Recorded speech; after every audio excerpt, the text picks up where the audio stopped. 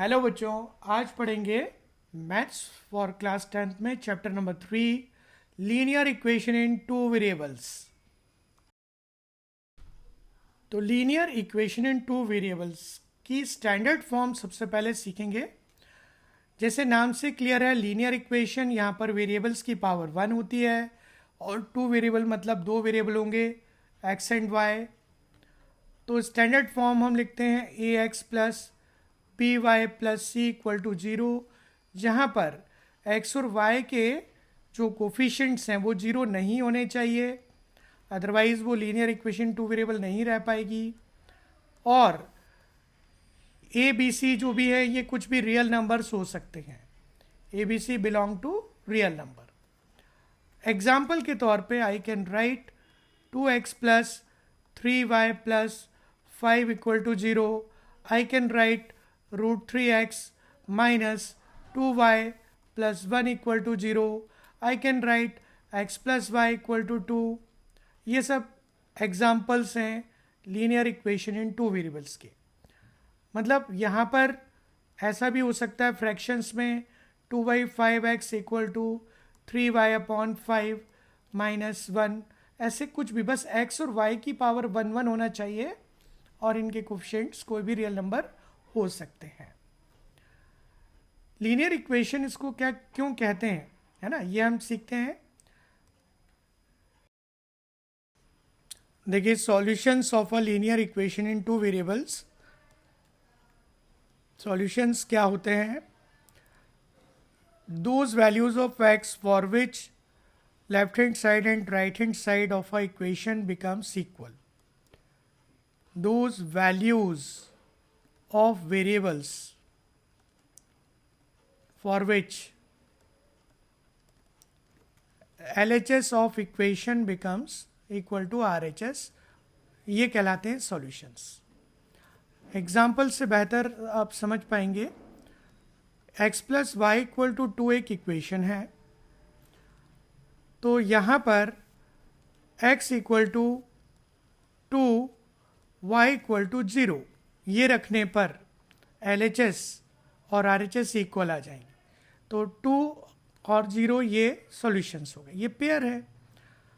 x की value 0 रख लें, y की वैल्यू 2 रख लें, तब भी ये LHS RHS इक्वल आ जाएगी। x की वैल्यू 1 ले लें, y की वैल्यू 1 ले लें, तब भी LHS RHS इक्वल आ रही है। तो these are all solutions of given equation. हम शॉर्ट में इसको ऐसे भी बना लेते हैं टेबल फॉर्म में, x और y के पेयर्स, जिससे कि LHS RHS इक्वल आ जाएं। तो x की वैल्यू 0 पे ये 2 आ गया, ये 2 पे 0 आ गया, 1 आ गए, और ऐसे इनफाइनाइट नंबर ऑफ सॉल्यूशंस हमें मिल सकते हैं जिसके लिए LHS RHS इक्वल आ जाए। तो आपको क्लियर है what are the solutions of a linear equation in two variables। यहाँ पर एक और पॉइंट नोटेबल है कि linear equation in two variables के जितने भी सॉल्यूशंस आ रहे हैं, यदि हम इन्हें एक्स वाई प्लेन पर प्लॉट करें, एक्स वाई कोऑर्डिनेट एक्सिस बना लें, और जितने भी सॉल्यूशंस अभी हमने जस्ट देखे, जैसे 0,2, एक्स की वैल्यू 0, वाई की वैल्यू 2, 2,0 या 1,1, ये अभी हमने देखे सॉल्यूशंस किसके, x plus y equal to 2 equation के। तो जब हम सभी सॉल्यूशंस को ज्वाइन करेंगे तो क्या ये स्ट्रेट लाइन बना रहा है? इसको आप और आगे एक्सटेंड कर दो, ये पूरी जो लाइन है इस पर इनफाइनाइट पॉइंट्स होंगे और वो सभी इस इक्वेशन के सॉल्यूशंस होंगे। तो किसी भी लीनियर इक्वेशन के कितने सॉल्यूशंस हो सकते हैं? इनफाइनाइट, और उनको ज्वाइन करने पे बनती है स्ट्रेट लाइन। ठीक है, याद रहेगा।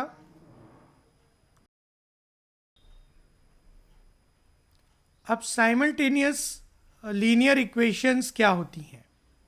मतलब एक साथ दो लीनियर इक्वेशंस आ जाएं, जैसे a1x plus b1y plus c1 equal to 0, a2x plus b2y plus c2 equal to 0। दो इक्वेशन एक साथ आ गई तो इन्हें आप बोलेंगे साइमल्टेनियस लीनियर इक्वेशंस इन टू वेरिएबल्स। अब क्या होता है कि जैसे अभी हमने देखा एक ही लीनियर इक्वेशन के इनफाइनाइट सॉल्यूशंस हो सकते हैं और उसका ग्राफ स्ट्रेट लाइन बनता है। तो सपोज हमने पहली इक्वेशन का ग्राफ बनाया और वो एक स्ट्रेट लाइन आया, उसे हमने प्लॉट किया, ये फर्स्ट लाइन हो गई। ऐसी कोई दूसरी लाइन भी हो सकती है जिसका ग्राफ फिर से स्ट्रेट लाइन आए और वो कुछ इस तरह से हो सकती है, ऐसी ये सेकेंड लाइन का ग्राफ बन गया। तो यहाँ एक कॉमन पॉइंट ऑफ इंटरसेक्शन आ रहा है, सपोज अल्फा कॉमा बीटा, है ना। यहाँ पर कुछ एक x की वैल्यू अल्फा है, y की वैल्यू बीटा है, जो दोनों लाइन पर लाइज कर रहा है, मतलब दोनों का कॉमन सॉल्यूशन है। Common solution x equal to alpha, y equal to beta, common solution है, ठीक है। तो यहाँ पर बात समझने वाली इतनी सी है कि दो इक्वेशन एक साथ आ जाएं और उनका सॉल्यूशन पूछा जाए तो हमें कॉमन सॉल्यूशन पर ध्यान देना पड़ेगा। अब यहाँ पर तीन पॉसिबिलिटी हो सकती हैं, है ना, वो हम देखते हैं। ठीक है, तो solutions of pair of linear equations का मतलब वही है कि दो इक्वेशंस हैं आपके पास, a1x b1y c1 equal to 0, a2x b2y plus c2 equal to 0। और इन दोनों इक्वेशंस के सॉल्यूशन में तीन टाइप हो सकते हैं। जब हम इनका ग्राफ बनाते हैं और दोनों लाइंस इंटरसेक्टिंग होती हैं तो इसमें एक ही पॉइंट कॉमन होता है या एक ही सॉल्यूशन इसका मिलता है, तो इस कंडीशन में हम बोलते हैं यूनिक सॉल्यूशन। कंडीशन हम इक्वेशन को देखकर चेक कर सकते हैं, what is the condition of unique solution. If a1 upon a2 is not equal to b1 upon b2, then we can say that the equation have unique solution, और इसका हम कह सकते हैं एक ही सॉल्यूशन होगा, ठीक है। नेक्स्ट फिर और क्या कंडीशन हो सकती हैं? इनफाइनाइटली मैनी सॉल्यूशंस भी हो सकते हैं। तो इसको कैसे पहचानेंगे? अब यदि coefficients of x, coefficients of y, equation को पहले स्टैंडर्ड फॉर्म में रखना जरूरी है, एंड कांस्टेंट टर्म, यदि इनके रेशोज इस तरह से आ गए, ठीक है, तो जो लाइन्स है वो एक सी हो जाती हैं। यदि इनके रेशो सेम आ गए तो एक तरह से वो लाइन्स एक सी होती हैं जिसको बोलते हैं कोइंसिडेंट लाइन्स। कोइंसिडेंट लाइन्स एक के ऊपर एक आ रही हैं, तो इसका मतलब ये हो गया कि यहाँ पर इनफाइनाइटली मैनी सॉल्यूशंस हैं, सारे पॉइंट ही कॉमन आ जाएंगे। जो लाइन्स हैं वो इस तरह से आ गई कि एक ही लाइन के ऊपर दूसरी लाइन भी आ जाएगी, दोनों लाइन कोइंसिडेंट हैं, तो it has infinitely, this condition is called infinitely many solutions। दोनों लाइन के infinitely many solutions होंगे। थर्ड कंडीशन आ सकती है कि एक भी सॉल्यूशन ना मिले। तो प्रैक्टिकली सोचिए, यदि दो लाइन पैरेलल आ गई, दो लाइन यदि पैरेलल आ गई तो इनमें कोई भी कॉमन पॉइंट नहीं है, कोई भी कॉमन सॉल्यूशन नहीं है, तो इसका मतलब यहाँ पर कोई भी एक सॉल्यूशन नहीं मिलेगा पैरेलल लाइन की कंडीशन में। तो मैथमेटिकली यदि a1 upon a2, b1 upon b2 तो मिल गया, लेकिन c1 अपॉन c2 इक्वल नहीं है, तो ये कंडीशन होती है नो सॉल्यूशन, और we can say parallel lines. Parallel lines example के तौर पे हमने इक्वेशन लिखी 2x plus 3y plus 1 equal to 0, हमने लिखा 4x plus 6y plus 5 equal to 0। तो you can easily see that 2 upon 4 is equal to 3/6 but it is not equal to 1/5।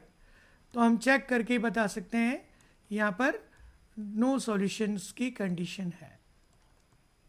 तो बहुत आसान है ये चेक करना कि सॉल्यूशन या तो यूनिक होगा या इन्फाइनाइटली मैनी सॉल्यूशंस होंगे या फिर नो सॉल्यूशंस होंगे।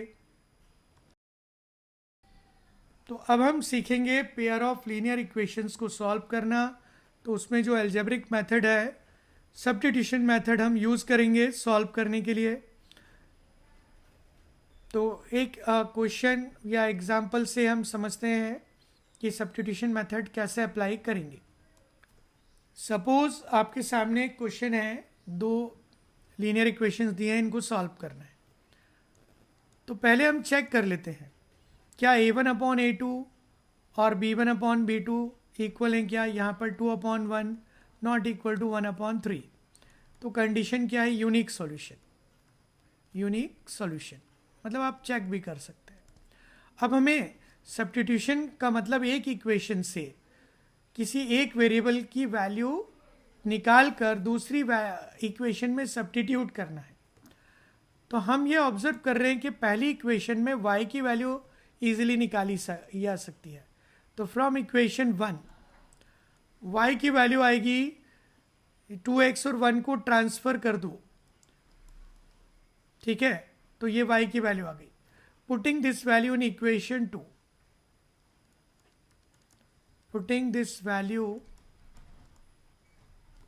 इन इक्वेशन 2,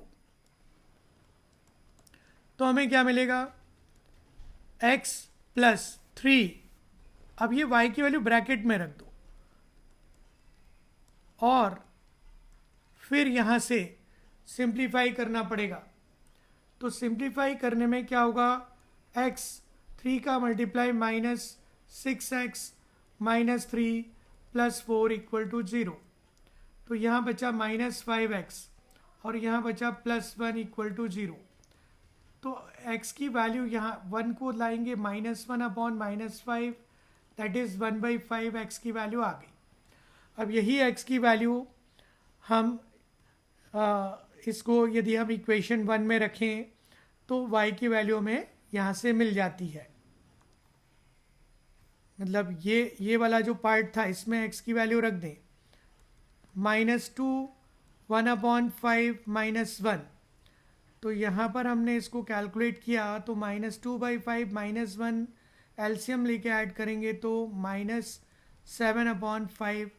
इस तरह से हम देख रहे हैं कि यहाँ पर ये दो जो वैल्यूज़ मिली हैं 1/5 एंड -7/5, ये इन इक्वेशंस का सॉल्यूशन है। अब हम एक क्वेश्चन करते हैं जो सीबीएसई बोर्ड में पहले पूछा गया है, ठीक है।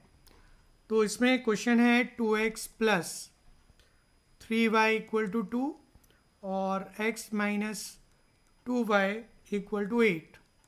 इसे सॉल्व करना है। तो सबसे पहले क्लियरली दिख रहा है यहाँ कि 2/1 is not equal to 3/-2 unique solution का केस है। तो सब्स्टिट्यूशन मेथड यदि लगाना है तो जो आपको इजी लगता है, जैसे आपने देखा कि सेकंड इक्वेशन में x की वैल्यू निकाल के फर्स्ट इक्वेशन में डाल दो। तो सॉल्यूशन में हमने लिखा फ्रॉम इक्वेशन 2 x की वैल्यू आ जाएगी 8 + 2y और हम इसे सब्स्टिट्यूट करेंगे इक्वेशन 1 में, ठीक है। Putting this value in equation 2,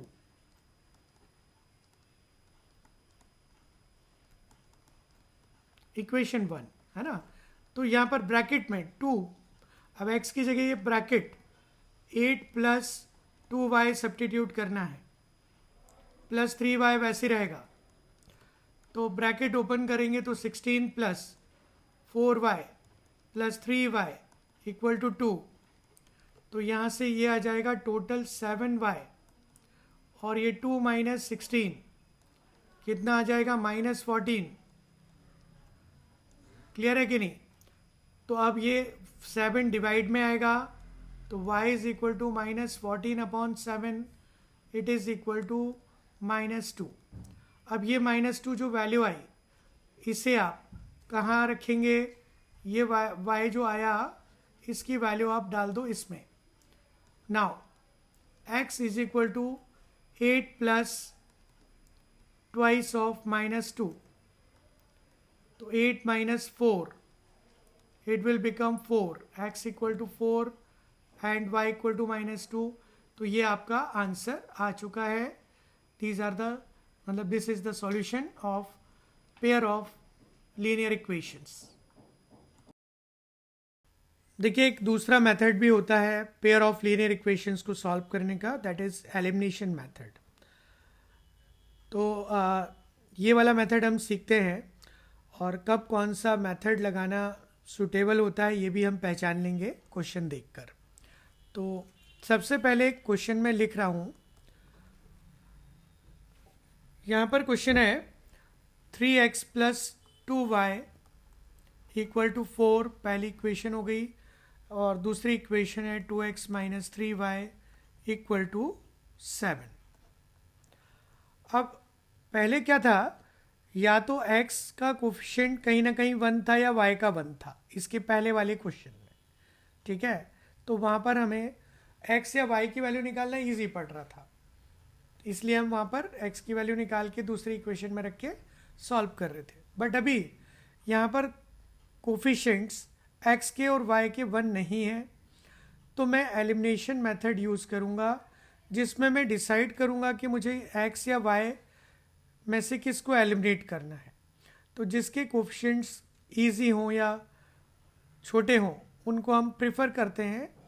तो यहाँ x को प्रिफ़र कर ले रहे हैं और इनके कोफिशिएंट्स को इक्वल बनाना है.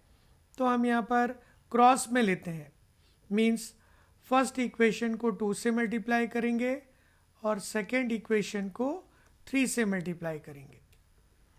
ऐसा करने से यहाँ भी 6 आ जाएगा, यहाँ भी 6 आ जाएगा. ठीक है, तो पहली इक्वेशन को 2 से पूरी इक्वेशन को मल्टीप्लाई किया तो 6x plus 4y equal to 8 आ गया. फिर सेकेंड इक्वेशन को 3 से मल्टीप्लाई किया तो 6x minus 9y equal to 21 आ गया. इसे इक्वेशन नंबर 4 हम कह सकते हैं. उसके बाद हम देख रहे हैं कि ये 6x इक्वल बन गया, तो लिखेंगे subtracting equation 4 from 3 we get. अब यहाँ से हमें सब्ट्रैक्ट करना है तो हम साइन चेंज कर देते हैं और फिर देखते हैं कि ये कैंसिल आउट हो जाएगा और यहाँ 4y प्लस 9y 13y आ जाएगा और 8 माइनस 21 माइनस 13y आएगा और इस तरह से y की वैल्यू -1 आ जाएगी. अब ये जो -1 है इसे हम इक्वेशन 1 में सब्स्टिट्यूट करें तो क्या होगा, 3x तो एज इट इज़ रहेगा और y की जगह -1 सब्स्टिट्यूट करेंगे. इसे सॉल्व करने पर ये -2 राइट साइड शिफ्ट करके +2 हो जाएगा और ये 6 हो जाएगा. तो x is equal to 6 divided by 3 2 आ जाएगा. तो आप समझ पा रहे हैं कि हमने एलिमिनेशन मेथड में पहले x को एलिमिनेट करके y निकाला और फिर इसे फर्स्ट में सब्स्टिट्यूट करके x की वैल्यू आ गई और ये सॉल्यूशंस आ गए हैं.